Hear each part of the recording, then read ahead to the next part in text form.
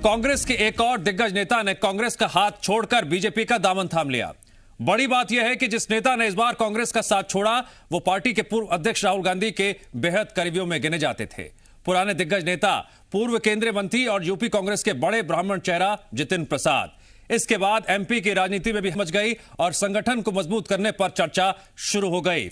क्या इन हालातों में कांग्रेस को अब आत्ममंथन करने की जरूरत है? करेंगे इस मुद्दे पर चर्चा, लेकिन उससे पहले देख लेते हैं रिपोर्ट।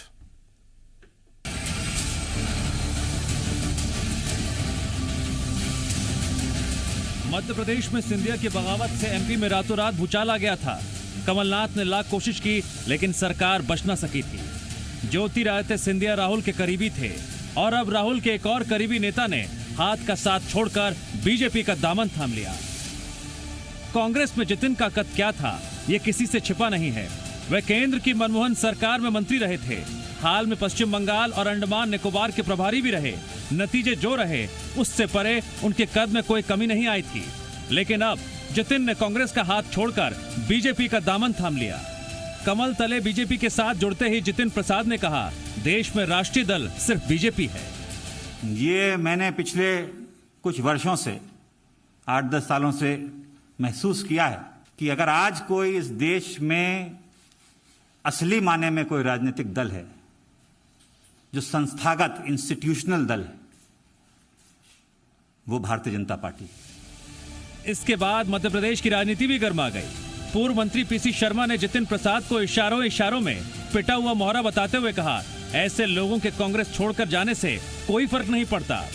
वहीं जितिन प्रसाद की बीजेपी में एंट्री पर पूर्व सांसद आलोक संजर ने कांग्रेस को घेरते हुए कहा, कांग्रेस का भविष्य डूबते हुए सूरज की तरह है। ये 2014 के चुनाव में आ रहे हैं, लोकसभा का 2017 का विधानसभा का चुनाव आ रहे, फिर 2019 का चुनाव आ रहे। मैं समझता हूँ कि इस तरह के नेताओं के जाने आने से कांग्रेस में कोई फर्क पड़ना नहीं है। वस्तुतः कांग्रेस अब धीमे धीमे मुझे लगता है कि अस्ताचल की ओर है। अब सूर्य निकट भविष्य उनका डूबने वाला है और आप देख ही रहे हो। इसलिए जो राजनीति में जो एक विचारधारा से जुड़कर राजनीति करने वाले लोग हैं, उनके समझ में आ गया कि भारतीय जनता पार्टी की जो विचारधारा है वो शेष विचारधारा है। वहीं इन बयानों से इतर सवाल ये भी, क्या मध्य प्रदेश में कांग्रेसी खेमे में सब कुछ ठीक चल रहा है? सवाल इसलिए क्योंकि अजय सिंह के बाद प्रदेश की आला कमान को नसीहत देने वालों में एक नाम और जुड़ गया, पूर्व मंत्री सज्जन सिंह वर्मा का। अजय सिंह ने कोरोना के इंडियन वेरिएंट वाले बयान पर कमलनाथ को संयम बरतने की सलाह दी थी, तो वहीं सज्जन सिंह वर्मा ने संगठन को लेकर नसीहत दे दी। कांग्रेस की दूसरी पंक्ति के नेताओं को अब मजबूत करने की जरूरत है। मध्य प्रदेश कांग्रेस में सेकंड लाइन, जो सेकंड लाइन हमारी, उसको मजबूत करना अति आवश्यक है। और सेकंड लाइन में हमारे बहुत सारे नेता हैं जिनके हाथों को सशक्त बना के जवाबदारी कुछ उन लोगों को भी सौंपी है। अब सवाल ये, क्या ऐसे बयानों और सुझावों से पार्टी का कुनबा मजबूत हो पाएगा? वहीं एमपी में भी मुखर होकर बोलने वाले नेताओं की नसीहत को लेकर आला कमान का क्या रुख रहेगा, देखना अहम होगा। बहरहाल ये तो वक्त ही बताएगा। पार्टी को छोड़कर जाने वाले नेताओं से कांग्रेस को कितना फायदा या नुकसान होगा। ब्यूरो रिपोर्ट, जी मीडिया।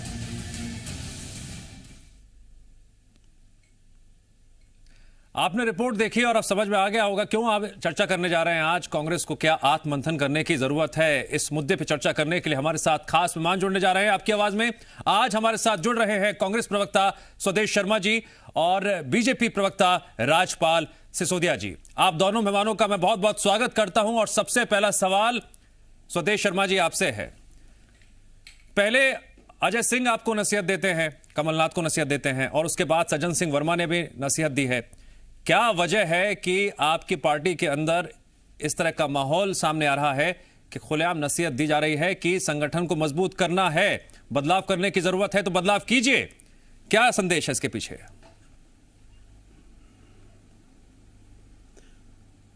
देखिए, संदेश तो नहीं है, कुल मिलाकर के ये है, कांग्रेस ने हमेशा नई पीढ़ी को आगे लाके आने का काम किया है। जैसे राहुल गांधी जी ने क्या जितिन प्रसाद नई पीढ़ी के नेता नहीं थे? जो जिनका पारिवारिक बैकग्राउंड देखिए, तो उनको इतना अवसर दिया, उनकी दादी रविन्द्रनाथ टैगोर की भतीजी थी, इसलिए उनको निरंतर रूप से उनकी विचारधारा कांग्रेस से जुड़ी थी। उनके पिताजी जितेंद्र प्रसाद जी बड़े कद्दावर नेता रहे हैं, इनको भी कितने बार चांस दिया। 2014 में लोकसभा हारे, 2017 में विधानसभा हारे, 2019 में फिर लोकसभा हारे, वो हारे ही नहीं, जमानत जब्त हुई। कुल मिलाकर के फिर भी अवसर देते रहे ना। लेकिन युवाओं की जो नई फौज तैयार करने का काम माननीय राहुल गांधी जी ने किया है टैलेंट हंट के माध्यम से। जैसे जिनका कोई पारिवारिक बैकग्राउंड राजनीतिक नहीं रहा है, वो विचारधारा उनकी कांग्रेस से मिलती जुलती है। उनका एक बाकायदा इंटरव्यू हुआ कायदे से, 2-3 दिन राहुल गांधी का नाम बार-बार ले रहे हैं और राहुल गांधी के करीबी ही उन्हें छोड़कर जा रहे हैं। ये फहरिस्त लगातार बढ़ती जा रही है, क्या वजह इसके पीछे?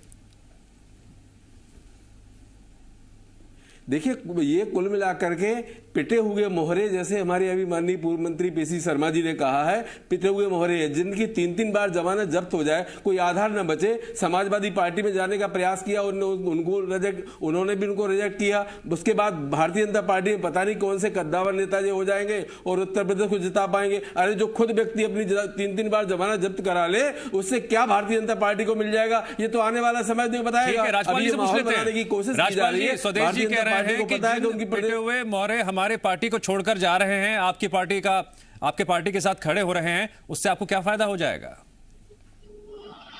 देखिए, कांग्रेस जब तक एक विचार था तब तक लोग वहां जुड़े हुए थे। विचार से जब परिवार बन गया तो लोग वहां से भागने लगे। भारतीय जनता पार्टी राष्ट्रवादी विचार के साथ में, एकात्म मानव दर्शन के साथ में, अंत्योदय की भावना के साथ में सरकार के माध्यम से समाज की सेवा करने का काम कर रहे हैं। वैचारिक रूप से जो पुष्ट करते हैं हमें, वो हमारे साथ आते हैं। अब कांग्रेस की ये खींच है, मान ली ज्योतिरादित्य सिंधिया जी जब मध्य प्रदेश में कांग्रेस छोड़ के भाजपा ज्वाइन कर रहे थे, तब भी कांग्रेस के नेताओं के ऐसे ही कुछ बयान थे, क्या होता है, कुछ नहीं होता है, नतीजा पूरे देश ने देखा। देखिए, एक एक करके अगर आपके यहाँ से आपकी सेना के सैनिक या सेनापति या छत्रक आपको छोड़ के जा रहे हैं, आपको आत्ममंथन करना चाहिए।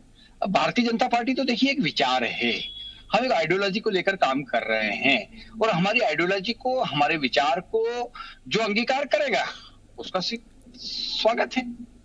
वो चाहे जतिन प्रसाद जी हो, चाहे ज्योतिरादित्य सिंधिया जी हो, चाहे कोई भी हो, ठीक है, वेलकम, मोस्ट वेलकम।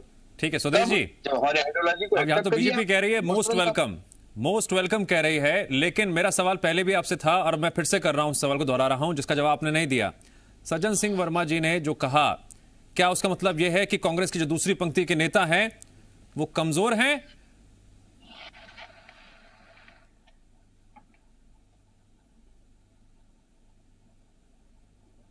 स्वदेश जी, सवाल आपसे है। आपको पहले ही बता चुके हैं कि कांग्रेस, हम पहले ही बता चुके, 2018 में कांग्रेस ने सबसे ज्यादा 45% युवाओं को टिकट दिया था और जब हमारी सरकार का गठन हुआ, माननीय कमलनाथ जी ने 40-45% युवाओं को मंत्री बनाया था। लेकिन स्वदेश जी, मुझे ये आंकड़े बताने से कैसे काम चलेगा? आपकी पार्टी के नेता, पूर्व मंत्री ये बयान दे रहे हैं, आप मुझे समझा लीजिए, लेकिन आपके नेता तो नहीं समझ रहे हैं। हमने नए नेताओं को बढ़ाने का काम किया है और उन्होंने उसी बात को दोहराया है कि हमें इनको और मजबूत करना पड़ेगा ताकि हम ताकतों से निपटने में सक्षम हो सके। और निश्चित रूप से मैं ये समझता हूं, मध्य प्रदेश की जनता और मध्य प्रदेश के युवा अगर कांग्रेस के साथ ना होते तो आपको भी पता है कि कांग्रेस हो या भाजपा, सरकार से विपक्ष कभी बाई इलेक्शन जीत नहीं पाता। और अभी हाल ही में इनकी 1.25 साल की सरकार में एक बाई इलेक्शन हुआ दमोह में और इनको कितनी बुरी तरह से हराया जनता ने। इस बात का प्रमाण है कि मध्य प्रदेश का मतदाता युवा कांग्रेस के साथ जुड़ा हुआ है। आने वाले समय में 2023 में इनको आईना दिखाने का काम ये जनता करने वाली है। सिसोदिया जी, यहां पर अब कांग्रेस दमोह उपचुनाव के नतीजों का हवाला देकर यह दावा कर रही है कि पार्टी हो या फिर संगठन बेहद मजबूत है और कांग्रेस में सब कुछ ठीक ठाक चल रहा है। हेलो जी, बोलिए। एक बार प्रश्न रिपीट करना पड़ेगा सर, प्लीज। सिसोदिया जी, मेरा सवाल आपसे यह था कि कांग्रेस ये दावा कर रही है दमोह उपचुनाव के नतीजों को सामने रखते हुए कि आपको हार का मुंह देखना पड़ा था और कांग्रेस संगठन में, पार्टी में सब कुछ ठीक चल रहा है। पार्टी में एकदम बढ़िया चल रहा है, बहुत अच्छी स्थिति चल रही है और उसी का नतीजा है कि आप देख रहे हैं मध्य प्रदेश में हम नहीं, वो अपनी पार्टी के बारे में कह रहे हैं सर वो अपनी पार्टी के लिए कह रहे हैं कि पार्टी हमारी बिल्कुल मजबूती के साथ खड़ी हुई है, इसीलिए आपको हराने में कामयाब रही दमोह उपचुनाव में। दबाव के बहुत सारे कारण हैं। आज अपन दबाव के विश्लेषण में नहीं है, उसके विश्लेषण में भी मैं था, आपके साथ में भी था एक बार। वो अलग बहुत सारे कारण है, उसके विश्लेषण कीजिए ना। आप आत्मचिंतन करने की जरूरत आपको है। आज आप घरों में बैठ करके जो बंद कमरों में बैठ के हो रही है उनका राज बता दीजिए ना मीडिया के सामने कि वजह क्या है। अंदर खानों में भारतीय जनता पार्टी के जो चल रहा है वो किसी से छुपा नहीं है। लॉकडाउन चल रहा था, लॉकडाउन चल रहा था। आपने चलती हुई सरकार मध्य प्रदेश की गिरा करके जनादेश का अपमान किया था। उस अपमान की सजा आपको जनता देने को तैयार बैठी है। जी, आप अपनी पार्टी की चिंता कर लीजिए, अपने नेताओं की चिंता कर लीजिए, अपने घर की लड़ाई को समाप्त कर लीजिए। उस घर की लड़ाई में जो है आप अपने उसको बुझा लीजिए आग को। हमारे यहाँ सब ठीक चल रहा है। हमारे यहाँ बंद कमरे में बैठे, चाहे बाहर बैठे, चाहे वर्चुअल बैठे, चाहे एक्चुअल बैठे, हमारे यहाँ सब व्यवस्थित चल रहा है। रहा सवाल दमोह के उपचुनाव की हार का, तो उसका गहन चिंतन और सब हुआ है और उसके जो कारण है वो सामने आए और उन पे हमने सब जो कार्रवाई करना थी वो हम कर चुके हैं। वो उसमें आपकी सलाह की हमको आवश्यकता नहीं है और उसमें हम हारे हैं तो हारे। जनता को के दिए हुए जनादेश को सिर माथे पे लेके बैठे। हाँ, सरकार हारी है, सरकार के काम हारे हैं, सरकार का कुप्रबंधन हारा है, कुशासन हारा है, उत्पीड़न हारा है, कोरोना में जो अब इंतजाम नहीं कर सके वो हारा है। पर सफलता कहाँ है? आप कहाँ खड़े हो, जरा अपने आप को देखिए। आपको तो मध्य प्रदेश की जनता ने जनाधार दिया था ना। आपको तो जो है यहाँ मध्य प्रदेश की बागडोर दी थी ना। 14 महीने भी नहीं चला पाए ना। भ्रष्टाचार के पैसे को लेके आपस में लड़ मरे ना। ठीक है, मुद्दे पर आते हैं स्वदेश जी। देखिए, आपके पास अपने आंकड़े हो, आप जीत का हवाला दें, लेकिन जिस तरह से जितिन प्रसाद ने पार्टी को छोड़ा, जिस तरह सज्जन सिंह वर्मा नसीहत दे रहे हैं, क्या वाकई में पार्टी में सब कुछ ठीक है या फिर अंदर खाने कोई हलचल है? क्या वाकई में कांग्रेसियों का जो कुनबा है वो मजबूत हो रहा है, कमजोर हो रहा है? कैसे आप सामने रखेंगे इस बात को? देखिए, मैं जहां तक समझता हूं, मेरा जिंदगी का अंदर अनुभव है। 35 वर्ष मुझे राजनीति में हो गए हैं। दिखने के लिए, मीडिया में कहने के लिए गुटबाजी है, मैं इस बात को स्वीकार करता हूं। कभी मैंने मना नहीं किया, गुटबाजी हो सकती है, मनभेद हो सकते हैं, पर मतभेद कभी नहीं हो सकते हैं।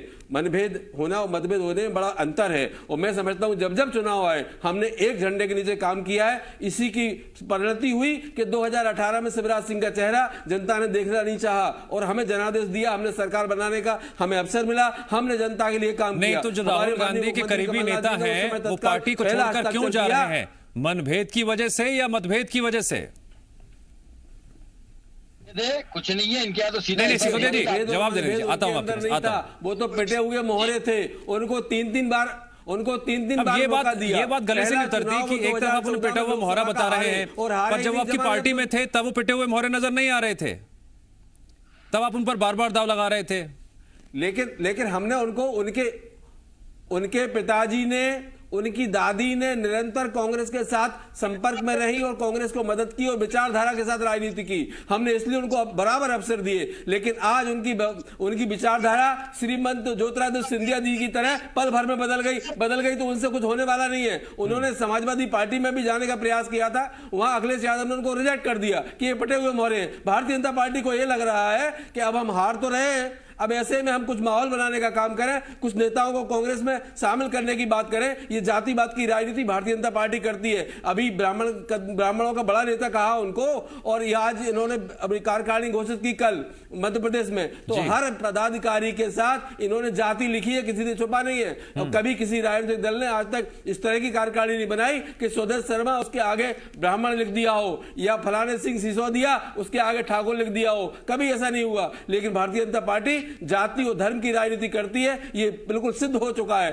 ये इन्होंने इसीलिए उनको शामिल किया भारतीय जनता पार्टी में, लेकिन इससे कांग्रेस को कोई फर्क नहीं पड़ने वाला है। और योगी आदित्यनाथ का भूल नहीं सकती वहां की जनता उत्तर प्रदेश की, चाहे पारस हॉस्पिटल में हो, वो वीडियो वायरल हुआ है आगरा में, जिसमें यह कहा गया है कि हम मूक ड्रिल करते हैं, उस मूक ड्रिल में 5 मिनट के लिए ऑक्सीजन। सुरेश जी, आप एमपी से यूपी पहुंच गए, तो फिर इसका भी जवाब दे दीजिए कि नाराजगी क्यों है? फिर नाराजगी क्यों है?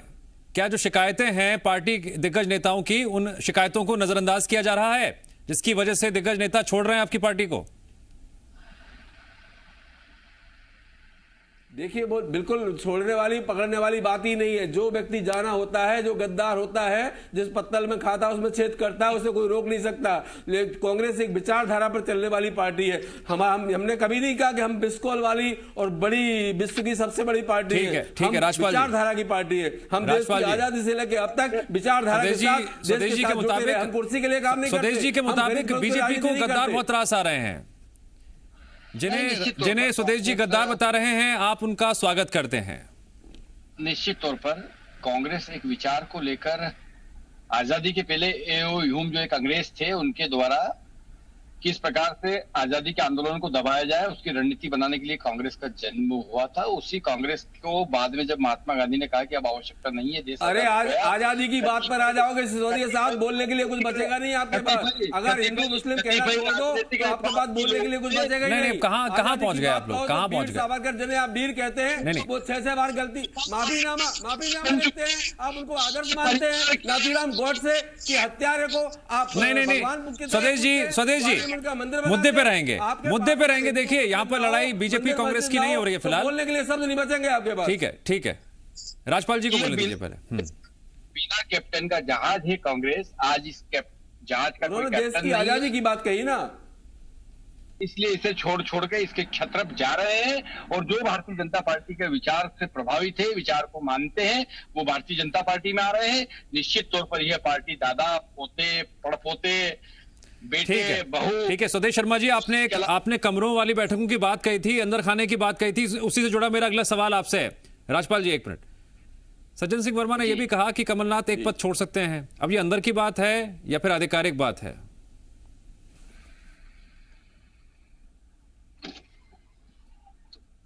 स्वदेश जी सवाल आपसे।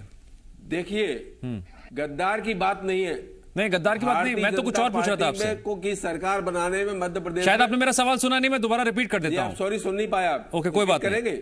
सज्जन जी ने यह भी कहा कि कमलनाथ एक पद छोड़ सकते हैं। क्या ये अंदर कमरे की बात थी जो सिर्फ उन्हें पता थी या फिर आधिकारिक बात है ये? देखिए इसके बारे में कुछ भी कहा जाना, मैं ये समझता हूं जो कुछ होगा सब कुछ सामने होगा। और हमारे यहाँ बदलने का काम, फैसला लेने का अधिकार सारा का सारा हमारे यहाँ चुनाव भी होते हैं। तो हम जैसे प्रतिनिधि हैं प्रदेश के, हमने अपना मत दिया था, तब माननीय कमलनाथ जी चुने गए थे। हटाने का काम या आगे बढ़ाने का काम, ये सब नेतृत्व का काम है। और नेतृत्व को ये पता है कि माननीय कमलनाथ जी के नेतृत्व में हम निष्ठावान है लोग हैं, और हम उनके साथ सारे बड़े दिग्गज नेता उनके नेतृत्व में काम कर रहे हैं। उनके नेतृत्व में 2018 में सरकार बनाई। वो अलग बात है कि श्रीमंत जोता सिंधिया जी की वजह से, उनके खपा हो जाने की वजह से, खरीद फरोख्त की वजह से चलती हुई सरकार, मेरी बात पूरी हो जाने दी, ज्यादा बड़ी बात नहीं है, सरकार जरूर पलट दी। लेकिन जब बाई इलेक्शन हुए जिनमें हमने 9 सीटें जीती, 9 में 7 ग्वालियर चंबल संभाग की थी, 7, और 7 में एक वो सीट भी थी जिसमें श्रीमंत महाराज ज्योतिरादित्य सिंधिया ने खुद वोट डाला था, ग्वालियर पूर्व। उस वोट सीट को भी भाजपा नहीं जीत पाई, कांग्रेस जीती। तो उनके जाने से कुछ नहीं होगा। जितेंद्र प्रसाद तो वैसे ही पटे हुए मोहरे हैं, उनके साथ जाने से कोई फर्क पड़ने वाला नहीं है कांग्रेस को। रहा सवाल मध्य प्रदेश की बात पर आ जाए तो मध्य प्रदेश में माननीय कमलनाथ जी के नेतृत्व में सारे बड़े छोटे नेता मिलकर के एक है। अगर एक नहीं होते तो दमोह का बाई इलेक्शन, जहां धन बल, बाहुबल और पूरा प्रशासन लग गया था और चुनाव जीत नहीं पाई सरकार, वहां कांग्रेस जीती। ये कांग्रेस जीतने का सबसे बड़ा प्रमाण है कि माननीय कमलनाथ जी के साथ सारे नेता ताल से ताल मिला करके एक साथ चल रहे हैं। ठीक है राजपाल जी, अब कांग्रेस ये कह रही है कि आप लगातार हमारी पार्टी पर सवाल उठाते रहे हैं कि हमारी पार्टी बिखरी हुई है, हार गए थे, लेकिन उसी हार और जीत के कैलकुलेशन रखते हुए दमोह उपचुनाव की वो बार बार बात दोहरा रहे हैं कि दिक्कत हमारी पार्टी में नहीं है, दिक्कत आपकी पार्टी में ज्यादा है। देखिए उपचुनाव के बाद में भारतीय जनता पार्टी की सरकार कंफर्टेबल मेजोरिटी में आई और आज सरकार में है। सरकार को किसी प्रकार का कोई खतरा नहीं है। उपचुनाव दमोह की हार के अलग विश्लेषण है, अलग कारण है, वो हमने सब बताने का समय समय पे काम किया और उसका हमारी पार्टी ने गहन चिंतन मनन किया है जी। अब बात यह है कि कांग्रेस के अंदर खाने में क्या चल रहा है, ये किसी से छुपी हुई है, इसी सरकार की खामी है, किसी से छुपी हुई, अब स्पष्ट बोलिए ना, किसी से छुपी हुई। अमेरिका का कारण आ गया, रूस का आ गया, कि ब्रिटेन का आ गया, कि जापान का आ गया। स्वदेश जी भारत में ही रही है, मध्य प्रदेश में रही है, नहीं है, जनता ने नकारा है आपको। आप जापान में जाइए, जापान में आपकी कांग्रेस भी नहीं है, भाजपा तो फिर ही नहीं, मध्य प्रदेश तो देश में ही है। ठीक है आखिरी सवाल, ठीक है आखिरी सवाल, स्वदेश जी आखिरी सवाल, क्या पार्टी हाईकमान नेताओं की शिकायतों को नजरअंदाज करता है, जिस वजह से नाराजगी सामने आती है और नाराजगी इस कदर बढ़ जाती है कि पार्टी से ही बाय बाय करके दूसरी आपकी विपक्षी पार्टी में शामिल हो जाते हैं नेता।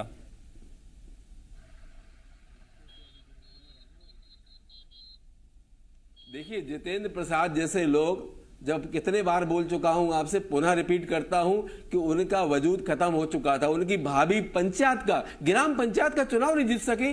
अब वो क्या उम्मीद कर रहे थे?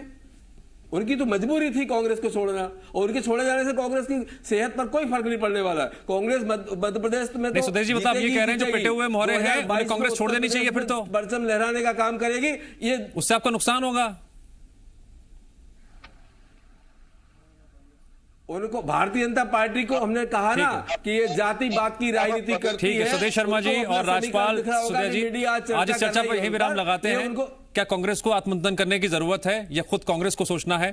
आपके अपने सवाल हैं और बीजेपी के नेता भी इस पूरे मामले को लेकर वक्त वक्त पर सवाल उठाते रहे हैं। आप दोनों मेहमानों का शुक्रिया।